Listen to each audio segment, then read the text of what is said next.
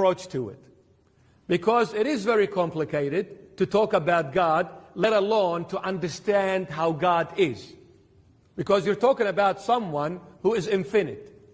That means you have never seen and you can never see as divine God, as spirit. I said, I'll give you a mathematical equation.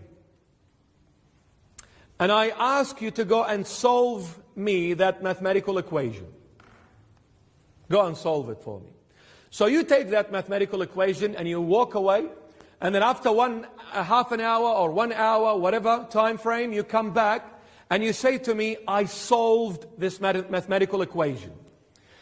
I'm going to ask you then, how did you solve this mathematical equation?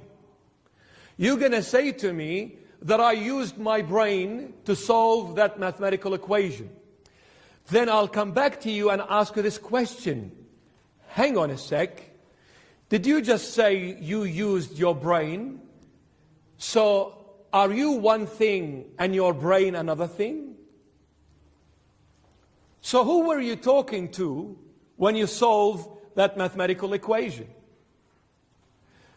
Were you talking just to yourself? You said you used your head, your brain. So is you one thing and your brain another thing? So who were you talking to when you solved that mathematical equation?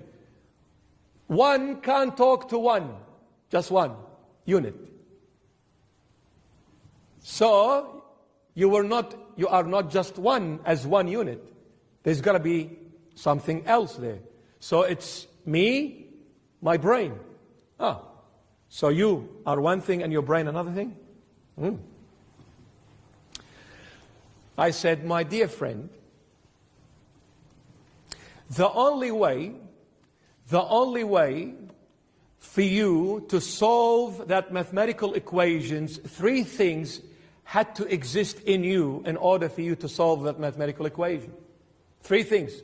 These 3 things are foundational. Not essential, but foundational. I said, 1, you had to exist. 2, you had to be wise. 3, you had to be alive. 1, you had to exist. 2, you had to be wise. 3, you had to be alive. Is your existence your wisdom, your intellect? No.